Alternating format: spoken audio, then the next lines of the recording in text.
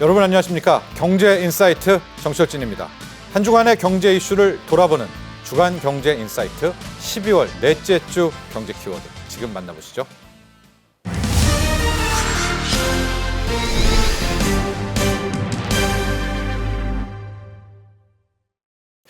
자, 13일 통계청이 올 3분기의 무역 통계 결과를 발표를 했고요. 예상대로였습니다. 3분기 수출액 좋았었고 1년 전 대비 10.6% 늘어났습니다. 3분기입니다. 무역 통계 한번 정리해 주시죠. 그렇습니다. 이제 3분기라고 하면 이제 7월, 8월, 9월 통계인데요. 내수가 부진하는 가운데 이 수출이 그나마 이제 우리 경제를 떠받치고 있다라고 해도 과언이 아닌데 거의 정점을 찍고 있습니다. 3분기 기업 특성별 무역 통계 결과를 보게 되면 3분기 수출액은 1,738억 달러를 기록했습니다. 네. 1년 전에 비해서 두 자릿수, 10.6%나 늘어났습니다. 특히 이제 이 업체별로 보게 되면 대기업이 역시 반도체와 IT 제품 수출 증가로 1년 전에 비해서 16.2% 증가하면서 전반적인 수출 증가세를 견인하고 있고요. 중소 중견 기업은 좀 희비가 엇갈렸습니다. 중소기업은 화장품과 중고차 수출이 늘면서 5.6% 늘었지만 중견기업의 경우에는 2차 전지 산업 불황으로 인해서 수출이 오히려 4.1% 감소했습니다. 이러다 보니까 상위 10대 대기업의 수출 비중이 3분기에는 37.4%를 기록해서 지난 2018년 3분기 이후 6년 만에 최대치를 기록하고 있는 상황이고요. 같은 기간 3분기 수입액은 1,600억 달러입니다. 1년 전에 비해서 6.2% 증가하면서 7분기 만에 증가세로 전환했는데 이로써 3분기 무역수지 흑자폭은 138억 달러를 기록하고 있는데 한마디로 3분기 수출은 반도체, IT를 기반으로 대기업이 수출 증가를 견인했다라는 의미입니다. 그렇습니다. 지금 반도체 이야기를 해주셨기 때문에 반도체를 따로 좀 짚어봐야 될 것 같은데요. 이제 주가는 실은 주식은 좀 빨리 가지 않습니까? 약간 부진한 측면이 있긴 하지만요. 올 3분기 반도체 수출 정말 호조였습니다. 우리 3분기 반도체 수출 부분 한번 정리할까요? 그렇습니다. 이제 반도체는 이제 3분기에 정점을 찍고 있는데요. 3분기 앞서 이제 대기업 수출의 경우에는 16.2%가 늘어났다라고 말씀을 드렸는데 품목별로 보게 되면 반도체가 수출 호조세를 견인하고 있습니다. 반도체는 13개월 연속 증가세를 이어가고 있고요. 지난 8월부터 11월까지 4개월 연속 월간 사상 최대 실적을 달성하고 있습니다. 특히나 이제 인공지능, 서버형, AI 반도체, 고대역폭 메모리 시장 수요가 성장하면서 대기업을 중심으로 반도체 수출 상승세를 견인하고 있는 상황이고요. 다만 올해 들어서 11월까지 총 수출은 사실 증가율은 8.3% 늘어났습니다. 그런데 반도체를 제외하면 증가율은 1.6% 거의 제자리 걸음하고 있는 상황입니다. 그러니까 수출 통계에서 이제 반도체 업종 한 업종이 주는 착시 효과가 상대적으로 좀 크다라는 의미인데 그러니까 대기업에서 반도체가 다 했다. 뭐 이렇게 보면 되겠네요. 맞습니다. 역대 이 최장기간 이어지고 있는 내수 부진, 그나마 이제 버팀목인 수출마저 이제 비상등이 켜진 상황인데요. 반도체 착시를 좀 걷어내면 수출은 이미 두 달 연속 마이너스를 기록한 것으로 드러나고 있고 특히나 이제 인공지능, 반도체 거품 논란이 여전한 데다가 지금 범용 반도체 칩 가격이 계속해서 좀 떨어지고 있는 게 확연히 드러나고 있습니다. 이렇게 되면 내년에는 반도체마저 좀 꺾이는 게 아니냐. 이렇게 되면 이제 수출 역시 차질이 불가피한 상황입니다. 그렇습니다. 이야기해 주셨지만 지금 11월 말 12월 초부터 우리가 뭐 메모리, D램이라고 하죠. 범용 반도체 가격이 정말 뚝뚝뚝 최근에는 더 많이 떨어지고 있어서 이건 이제 3분기 통계잖아요. 그래서 앞으로 내년 전망 조금 이따 또 해보도록 하겠습니다. 그런데요, 소장님, 반도체를 약간 범위를 넓혀서 ICT까지 가보면 뭐 컴퓨터 주변 기기 여기까지는 괜찮은 것 같아요. 반도체 맞습니다. 플러스 ICT는 역군이었다, 수출 역군이었다 이렇게 봐도 되겠죠? 맞습니다. 이제 11월 ICT 수출은 이제 두 자릿수 증가세를 나타냈는데요. 205억 달러를 기록했습니다. 1년 전에 비해서 14.8%가 늘어서 13개월 연속 증가세, 특히 증가세를 나타내고 있는데 반도체도 물론 잘했습니다. 11월에 반도체도 30% 넘게 늘어서 124억 6천만 달러를 기록했지만 컴퓨터와 주변 기기의 경우는 거의 1년 전에 비해서 2배 가까이 98.6%가 급증했습니다. 한마디로 반도체와 컴퓨터 수출이 견인했다라는 얘기인데 앞서 이제 반도체의 경우에는 AI 서버용 HBM의 이 고부가 가치 수출 품목이 늘어났다면 지금 반도체 이외의 이제 컴퓨터 경우에는 컴퓨터 주변 기기 내 이 보조기억 장치 수출 확대로 인해서 11개월 연속 수출이 늘어나고 있습니다.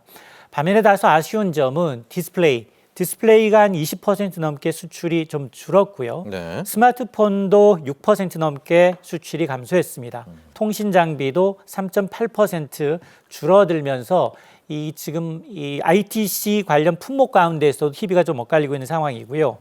지역별로도 보면 등락이 좀 심한데 미국의 경우에는 1년 전에 비해서 대미 수출이 47.5% 네. 늘었습니다. 유럽연합과 베트남도 5% 넘게 큰 폭의 증가세를 보이고 있지만 그러나 일본과 중국의 품목은 오히려 지금 마이너스로 감소세를 보이고 있는데요. 특히 대중국 수출은 반도체가 57억 달러로 1년 전에 비해서 1.8% 소폭 늘었지만 휴대전화, 디스플레이가 감소하면서 대중 전체 수출은 2.2%가 줄었습니다. 네. 한마디로 지난달 ICT 분야는 반도체와 컴퓨터를 중심으로 견조한 성장세를 보이면서 80억 6천만 달러 무역수지 흑자를 달성을 한 겁니다. 자, 여기까지가 3분기였고요. 아직 4분기 통계는 안 나왔겠죠. 하지만은 11월 말까지는 정리가 좀 됐습니다. 11월까지 한번 볼게요.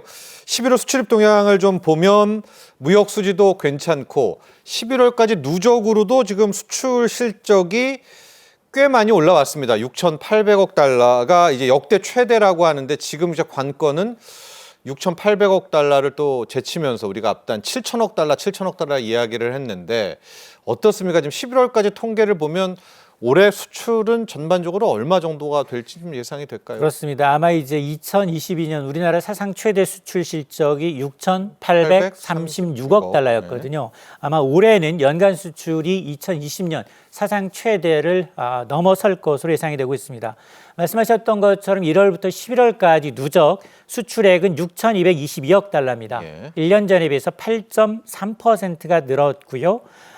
산업연구원은 연간 수출액 전망치를 6,855억 달러 정도로 보고 있고 수출입 은행은 4분기 수출만을 놓고 보면 증가율은 다소 떨어지지만 약 7% 이상 늘어날 것으로 예상을 하고 있습니다. 문제는 이제 월별 수출 증가율을 좀 보게 되면 네. 둔화세가 조금은 이제 뚜렷하게 나타나고 있는데요. 월별 수출 증가율은 지난 7월만 하더라도 13.5% 두 자릿수에서 네. 11월에는 1.4%까지 급감한 상황입니다. 대외적으로 중국 경기 부진과 미국의 보호무역지 강화가 중장기적으로 수출에는 이제 리스크 요인인데요. 자동차, 철강, 2차 전지 그동안 이제 수출을 좀 견인했던 주요 품목들의 감소세가 이어지고 있는 상황이고 한마디로 이제 올해 수출은 이제 고부가 가치였던 반도체가 견인하면서 역대 최대 실적을 달성할 것으로 기대가 되지만 그러나 이제 수출 증가율 둔화세와 대외 불확실성으로 인해서 내년 이후 수출이 지속 성장 가능할 것이냐 이 부분에 대해선 다소 회의적인 분석이 나오고 있습니다. 그렇습니다. 올 11월까지가 올해 좀 노크를 보면 일단 7천억 달러는 안 될 것 같습니다. 그래도 6,855억 달러 더 힘을 내면 한 6,900억 달러 역대 최대의 실적의 한 해를 보낼 것 같다. 여기까지는 이제 저희가 긍정적이고 좀 밝은 측면을 봤고요. 지금부터는 우리 우려와 함께 또 우리가 대비해야 될 점들을 수출에 관해서 집중적으로 좀 봐야 될 것 같은데 가장 중요한 게 4개월째 연속 수출 증가율이 좀 떨어지고 있다라는 겁니다. 이렇게 되면 결과적으로 수출 쪽도 점점점 많이 탄력이 떨어지는 게 아니냐 이런 평가들 나오고 있습니다. 맞습니다. 이제 올해는 반도체로 수출로 좀 네. 버텼습니다. 그러나 내년이 걱정인데요. 우선 이제 우리나라의 최대 교역국은 여전히 지금 미국과 중국입니다. 네. 그런데 최근 들어서 이 교역국 1위, 2위 대미 수출 둔화세가 뚜렷해졌는데요. 지난달 대중 수출은 113억 달러입니다. 5개월 연속 110억 달러 이상을 기록했지만 지난해와 비교하게 되면 0.6% 오히려 감소세로 9개월 만에 돌아선 겁니다. 대미 수출 역시 104억 달러로 3개월 연속 100억 달러를 넘겼습니다만 전년에 비해서는 5.1% 줄어서 15개월 연속 플러스 행진을 멈춰야만 했습니다. 업종별로 보게 되면 반도체 의존도가 좀 심화되고 있는 상황인데요. 반도체 수출은 역대 최장기, 지금 뭐 13개월 연속 증가세를 기록하고 있습니다만 반도체를 제외할 경우 전체 수출의 증가율은 1%대에 그치고 있습니다. 반면에 그동안 지난해 반도체를 대신했던 자동차가 지금 두 자릿수 넘게 감소하고 있는데요. 13.6% 수출이 줄었고요. 일반 기계, 2차 전지도 18%에서 무려 26%. 4분의 1 토막이 나다 보니까 수출의 이제 증가세가 현저하게 좀 둔화되고 있는 양상인데요. 내년 수출 시장이 좀 녹록지가 않습니다. 중국의 경기 침체, 여기다 이제 미국의 보호무 억제가 한층 강화될 수밖에 없는 상황이어서 2025년 연간 수출은 올해보다는 증가율이 둔화될 수밖에 없는데 지금 현대경제연구원은 올해 반도체 전반적인 수출이 한 8.2%가량 늘었다면 내년엔 한 3분의 1 정도 수준 2.7% 증가에 그칠 것으로 내다보고 있습니다. 자, 분야별로 반도체 이야기 해봐야 될 것 같아요. 올해 이끌어온 역군이 반도체였는데 지금 아직 트럼프 2.0이 시작도 안 됐습니다. 그런데 바이든 정부, 바이든 대통령이 떠나기 직전에 대규모 대중국 규제를 발표하면서 결과적으로 이게 돌아 보니까 우리 한국 반도체에 아주 직격탄을 날리게 되는, 참 이게 참 문제입니다. 이게 트럼프가 가면 더 강화될 것 아니겠습니까? 이 반도체 분야들의 수출을 굉장히 먹구름이 낀 것 같은데요. 맞습니다. 이제 미국이 이제 고성능 반도체에 대한 대중 견제에 나서면서 우리 기업들의 피해도 예상되는 대목입니다. 예. 미국은 12월 말부터 이른바 이제 HBM 고대역폭 메모리 중국 수출을 통제하고 있습니다. 상대적으로 지금 이 삼성전자의 경우에는 로엔드 이 인공지능 칩을 중국에 수출을 하고 있습니다. 아마 삼성전자의 이제 이 로엔드 HBM 매출 중국의 비중이 한 20%선 내외로 이제 추정이 되고 있는데요. 아직은 사실 이 고세대, 5세대 이제 HBM3E의 경우에는 엔비디아의 품질 테스트 중에 있고 경쟁사인 SK하이닉스의 경우에는 다행히 지금 이제 중국행은 없고 대부분 이제 엔비디아 행이기 때문에 SK하이닉스의 경우에는 좀 이번 미국의 이 규제에 대해서 좀 피해 나가겠지만 삼성전자의 경우에는 지금 아직은 로엔드 제품이 중국으로 가고 있기 때문에 타격이 좀 불가피한데 다만 이제 이 지금 SK하이닉스의 이 제품뿐만이 아니라 지금 이제 경쟁사인 이제 마이크론 역시 지금 엔비디아를 뚫었습니다만 삼성전자는 빨리 엔비디아의 이제 5세대뿐만 아니라 내년 이제 6세대 경우에도 빨리 좀 엔비디아를 좀 뚫어야지만이 수출 다변화를 통해서 이런 대중국 수출을 좀 피해 나갈 수 있는 그런 이제 발판이 될 것으로 보입니다. 다시 한번 말씀드리면 이번에 이 중국 관련한 반도체 규제는 바이든 대통령이 한 겁니다. 근데 트럼프 집권으로 가면 더 강해지겠죠. 그 전에 이렇게 강도가 높였고, 참고로 마이크론은 중국 수출을 안 하거든요. 그러니까 자국 감싸기 같은 느낌도 들고, 우리 삼성전자, SK하이닉스 우리만의 대비책도 있어야 될 것 같습니다. 교묘하게 이제 오히려 미국 반도체 패권을 또 옹호하는 그런 전략인 것도 같다, 이런 지적도 있어요. 맞습니다. 사실 이제 인공지능 칩 HBM은 이제 없어서 못 판다라고 할 정도로 지금 호황인데 대부분 SK하이닉스 그리고 삼성전자, 마이크론이 사실 독점하고 있는 상황입니다. 미국이 대중 수출에 나서면서 이제 삼성전자는 좀 타격이 예상이 되고, 또 한국은 이번 제재에서 주목할 점은 일본과 네덜란드가 예외 적용을 받았다는 겁니다. 이거는 이제 일본과 네덜란드는 이제 미국의 화이트리스트 국가 적용을 받으면서 규제 적용을 면제받았는데요. 사전 협의를 통해서 이런 이제 이 적용을 좀 피해 나가고 있다라는 건데, 따라서 우리도 이제 미국 정부의 협상력을 통해서 예외 규정을 좀 적용받을 수 있도록 물꼬를 좀 터야 할 것으로 보이고요. 특히나 미국의 주제들을 좀 철저하게 분석을 해서 우리가 이제 민관학 전문가들이 상시적인 협력 체계가 좀 구축이 돼야 하고, 당연히 미국에 대한 의존도를 낮춰야 되겠지만 그럼에도 불구하고 이 다른 시장으로의 이 시장 다변화 노력은 계속해서 일어나가야 되는데, 이번 제재는 이제 한국 반도체 산업의 단기적인 리스크이자 이제 중장기적인 생존 과제를 제시하고 있는 만큼 좀 체계적이고 다각적인 대응이 좀 필요한 상황입니다.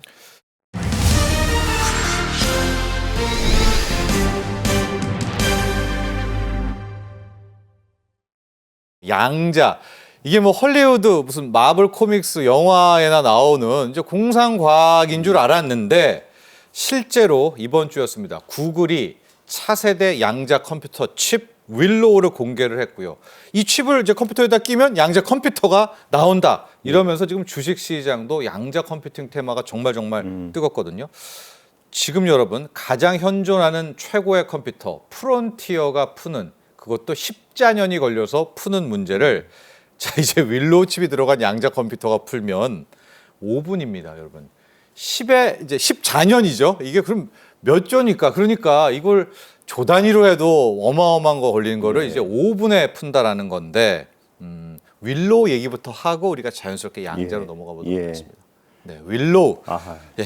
참 이번에 이제 사실 불가능하다고 생각했던 걸 갖다가 사실 구글에서 윌로우 칩을 네. 공개했는데 말씀하신 대로 10에 25승 연 이어하면 네. 그 계산해 보면 대충 초당 그게 결국은 10에 50 초당 50승번의 계산량을 할 수 있는 겁니다. 네, 네. 10에 50승. 네. 근데 그걸 갖다가 5분 만에 풀었다고 하니까 이거는 진짜 그동안 슈퍼컴퓨터 지금 제일 빠르고 하는 거 전 세계에서 1위가 네. 프론티어. 이게 10에 18승이거든요. 예. 2 곱하기 10에 18승 정도인데 10에 18승 정도 했는데 10에 50승으로 점프한 거예요.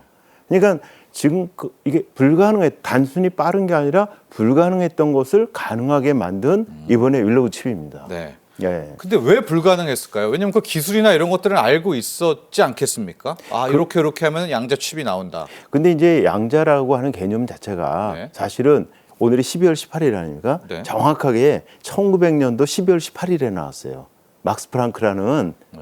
그 교수가 네. 내놨는데 그때부터 계속 근데 이게 좀 우리가 살고 있는 뉴턴 세계하고 네. 양자의 세계는 전혀 다른 세계예요. 양자의 세계는 말씀하신 대로 원자보다도 더 작은 밑에. 예. 그런 세상이라서 우리가 알고 있는 물리의 법칙이 전혀 적용이 안 되는 그러한 세상이고 네. 그런 거 거기서 이제 우리 흔히 몇 비트 얘기하잖아요. 네, 비트. 거기서는 큐비트라는 게 있고 예. 막 그래가지고 이제 큐비트의 성질이 일단 나오겠지 뭐 중첩이라는 것도 있고 얽힘이라는 것도 있고 결맞음이라는 것도 있고 뭐 그래서 예. 장점은 이미 1962년에 우리 유명한 리처드 파인만 파인만 교수죠? 파인만 네. 교수님이 이론적인 배경은 내놨는데 실제 구현하려고 하니까 큐비트의 양자 세계의 그 특성 때문에 너무 쉽게 오류가 생겨요. 헝클어지고 깨져버려요. 예. 그래서 계산을 못해요.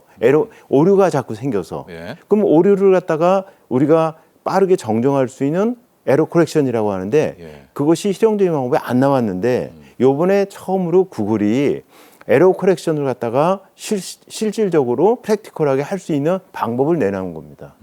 그래서 이제 이번에 구글의 의미가 네. 구글이 발명한 윌로우 칩의 의미가 굉장히 큰 겁니다. 전에 IBM이 내놨던 거는 네. 단순히 어떻게 헤론 칩의 수로 그러지만 확장하는가 큐비트의 수를 늘리는 것만 생각했거든요. 네. 그래서 사람들이 지금 뭐 한 작년에 그 IBM이 저 1121 큐빗을 내놨어요. 네. 근데 실질적으로 만약에 양자 컴퓨터가 제대로 되려면 100만 큐빗은 돼야 된다. 이래서 확장만 생각했는데 이번에 구글이 내온 건 다른 방법으로 에러를 빠르게 고칠 수 있는 방법. 그렇게 되면은 이번에 나온 거 겨우 105 큐빗이잖아요. 네. 그럼에도 불구하고 훨씬 성능이 좋은 겁니다. 자, 뭐 저도 전문가가 아니지만 언론 보도에 따르면은 말씀하신 대로 이 구글의 윌로우 칩 이전에 IBM도 있었고요. 파인만 교수의 이제 이론도 있었는데 이게 대부분 다 완전한 극저원, 아주 극저원에서 비로소 그게 가동이 될 수 있다. 뭐 이런 얘기들이 있었지 않습니까? 근데 예. 윌로우는 그 정도 막 마이너스 200도 아니어도 되는 어떻게 한 겁니까? 구글이. 그러니까 이제 그 새로운 이론 방법을 써가지고 네. 아까 말씀대로 그걸 갖다 이렇게 몇 개씩 블록을 시켜가지고요. 가둬놔가지고 그 내부에서 그 에러 코렉션이 빠르게 네. 할 수 있는 새로운 방법을 개발한 겁니다. 예. 우리 AI 같으면 쭉 발전을 했지만 2017년에 트랜스포머 모델이라는 것이 등장하면서 예. 확 점프했거든요. 그렇죠. 예. 이런 것도 그런 겁니다. 그래서 이번에 나왔는데 여전히 그럼에도 불구하고 워낙 이게 사실 외부 환경에 민감하기 네, 때문에 온도에 민감하다고 민감하기 하더라고요. 때문에 이번에 연대 그 송도 캠퍼스에 들어온 것도 유지비가 어마어마하게 드는 게 영하 273도를 그렇죠. 유지해야 돼서 전기값부터 해가지고 알겠습니다. 사실은 아직 어렵습니다. 자, 양자 컴퓨팅 하나씩 알아가 보도록 하겠습니다. 일단 기본이요. 우리가 알고 있는 디지털 세상은 0과 1, 01, 001로 다 표현되는 세상인데 양자의 세상은 큐비트라는 거를 쓴다라고 하거든요. 큐비트 그 개념부터 좀 가야 될 것 같아요. 이게 이제 그 큐빗은 우리 비트에다가 쿼텀을 붙여가지고 네. 쿼텀 비트. 퀀텀 비트. 예, 그래서 큐빗이라고 하는 거고요. 이 양자 세계는 말씀하신 대로 이제 양자가 있고 우리 내부에 보면 전자가 있고 양성자가 있고 뭐 있지 않습니까? 예, 바깥에 전자가 있는데 이런 것들은 자기장을 걸어두면 항상 돌고 있어요. 스핀이라고 그래서 돌고 있는데 이 얘네들 세상에서는 말씀대로 좀 이게 우리가 비트는 0 아니면 1이죠. 네. 0 아니면 1이죠. 네. 근데 큐빗은 좀 다른 게 거기서는 전자의 경우에는 예를 들면 우리가 시계 반대 방향으로 도는 스핀을 갖다가 업이라고 하고 예. 시계 방향으로 도는 것을 다운이라고 하는데 네. 예를 들면 업을 갖다가 0으로 하고 다운을 1로 하면 네. 0, 1로 하는데 이 문제는 계속 시계 방향으로만 돌든지 시계 반대 방향으로만 도는 게 아니라 예를 들면 시계 반대 방향으로 30% 돌다가 시계 반대 방향으로 나머지 70%를 돈다든지 예. 우리 그러면 그 경우의 수는 무수히 많잖아요. 이게 다 가능해요. 그러니까 동시에 여러 상태가 동시에 존재하는 것이 가능하다. 네. 그게 무슨 말이야? 우리 물리 세상에서는 예를 들면 저 TV가 있다. 네. 그럼 TV는 저기에 있잖아요. 예. 위치 고정되죠. 양자 세계에서는 동시에 여러 곳에 존재할 수가 있어요. 동시 세상이. 예. 근데 다만 확률적으로 네. 우리가 보는 것이 저기만 있는 게 저기에 존재할 확률이 99.99%고 나머지는 아주 미세하지만 확률적으로 0은 아니에요. 네. 그러다 보니까 여러 개가 동시에 있을 수 있는 상태, 그걸 중첩이라고 하거든요. 네. 중첩.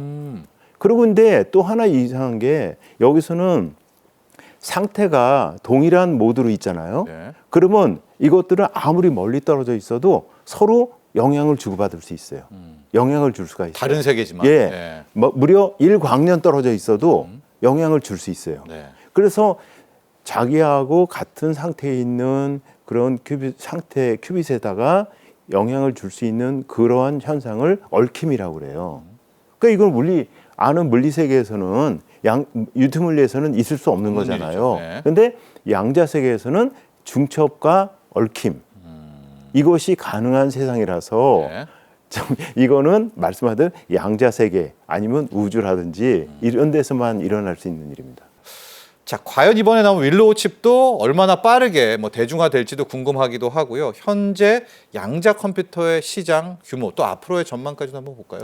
예, 지금은 아직은 사실은 진짜 꿈나무죠. 네. 그렇지만 AI가 요즘처럼 빨리 발전할 줄 누가 알았습니까? 네. 그런 것처럼 지금 양자 컴퓨터와 관련해서는 지금 불가능하다고 생각했었는데 IBM하고 구글을 통해서 네. 그리고 MS 통해서 지금 빠르게 발전하고 있고요. 실물이 나와요. 예, 예. 네. 그래서 맥킨지나 이런 데에서는 2035년이 되면 이것이 보수적으로 잡아도 약 2 빌리언 정도 네.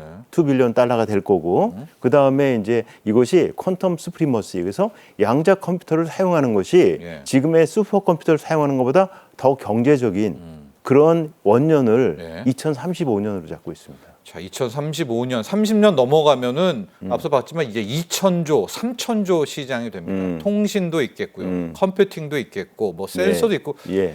방금 그 기술을 보면 이제 다 들어가게 될 텐데 국가별로 좀 보면은요. 일단 미국이 구글이니까요. 가고 있을 텐데 중국도 만만치 않다 이런 얘기도 나오고 있거든요. 각국의 현황들 한번 보도록 할까요? 지금 누가 가장 앞서갑니까? 단연 미국이죠. 미국이요? 네. 단연 미국이고, 근데 이제 중국도 말씀하신 대로 네. 만만치 않아서요. 그렇대요. 그래서 이번에 그 트럼프 대통령 프로젝트 2035, 2025 있지 않습니까? 네. 인수위원 그 계획을 보면 우리가 AI, 퀀텀 컴퓨팅, 바이오, 스페이스 네. 여기서 중국에 대해서 반드시 우리가 따라잡아야 된다. 따라잡는 게 앞서야 된다. 네. 그래서 이번엔 뉴 맨하탄 프로젝트 얘기까지 나오지 않습니까? 그 약간 뒤칠 것 같으니까 그런 거죠. 그렇죠. 뒤질 것 중국은 같으니까. 사실은 우리 이거 하다 보면 이번에 AI도 보면 문제가 생기면 저작권하고 개인정보보호 문제, 인권 문제가 항상 있어요. 예.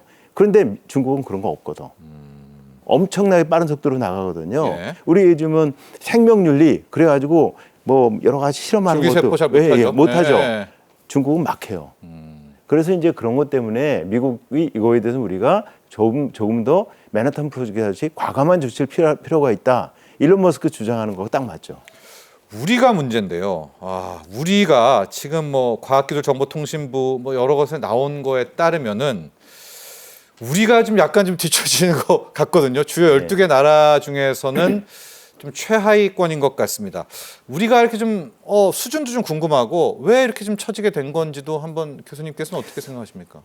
사실은 뭐 제가 뭐 지금 대통령 특보하고 있어가 아니라 네. 지난 정부까지는 관심이 없었어요. 양자에 대해서. 예, 양자에 대해서 관심이 없고 AI도 말만 그러지 실제로 지원이 안 이루어지고요. 뭐 우리 SMR 같은 것도 그렇고. 네. 근데 이제 이게 가시화되고 그러다 보니까 이제 우리나라도 이거를 만약에 안 한다면 우리 이제 사실은 아날로그에서 디지털 실패한 국가들 많지 않습니까? 네. 이게 지금 디지털에서 퀀텀의 세계로 넘어가는 겁니다.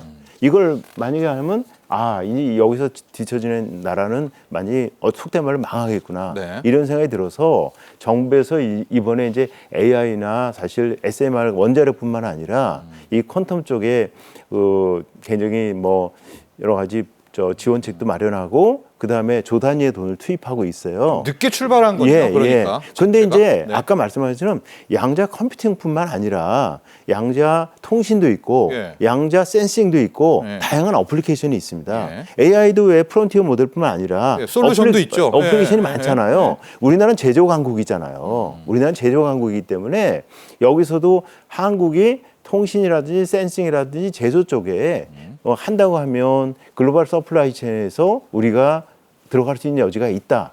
승부해볼 여지가 있다. 그러다 보니까 이제 그러면 늦었지만 우리 표준과학연구소에서 예. 겨우 20큐비트짜리 발표했거든요. 그랬는데 늦었지만 지금부터라도 하면 적어도 어플리케이션을 위한 여러 가지 기술과 인력들을 갖다가 양성할 수 있겠다 이런 생각하고 있습니다. 네. 자, 근데 이런 가운데 이런 얘기도 함께 나옵니다. 양자 컴퓨터가 되면 코인 시장은 뭐 끝났다라고 해서 구글 윌로우 나왔을 때 코인 가격이 한때 막 급락하기도 했거든요. 그게 암호화폐인데 예. 양자 컴퓨팅이 있으면 암호 다 풀어버리면 해킹되는 거 아니냐.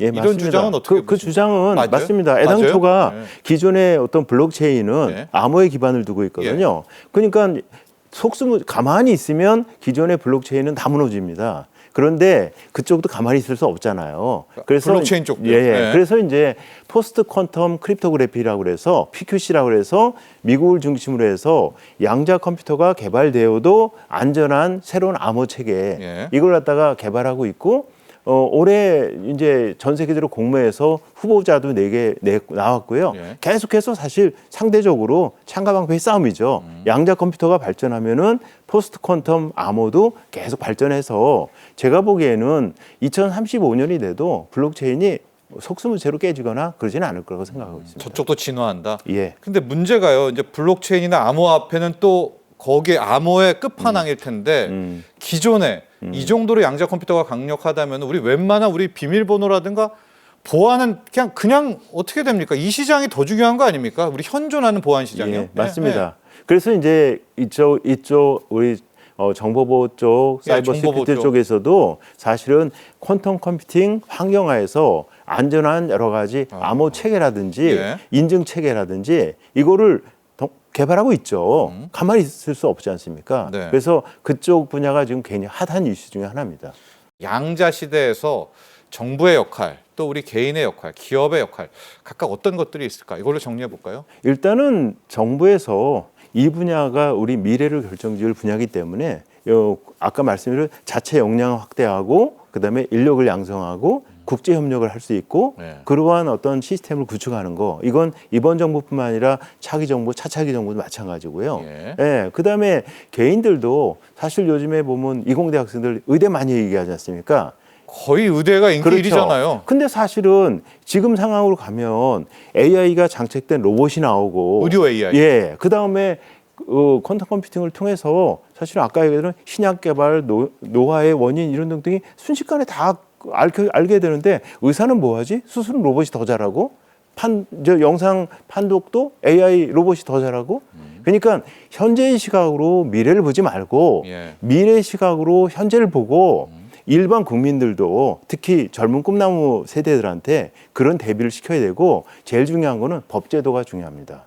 법이요? 예. 입법? 예. 네. 어저께 사실은 우리 국회에서 AI 기본법이 드디어 법사위 통과됐거든요. 우리나라는 법이 없으면 꼼짝할 수 없는 나라예요. 예. 그렇기 때문에 규제 입법을 만들 게 아니라 자율 규제 그리고 미국의 트렌드에 맞춰서 우리가 좀 유연한 법을 해야 우리가 실패를 해도 처벌받지 않고 그런 세상을 만들어야 이 부분 우리가 미래를 향해서 나갈 수가 있습니다. 지금까지 임종인 고려대학교 정보보호대학원 교수와 함께했습니다. 오늘 감사합니다. 감사합니다. 지금까지 12월 넷째 주 주간 경제인사이트였습니다. 오늘도 함께해 주신 시청자 여러분 감사합니다.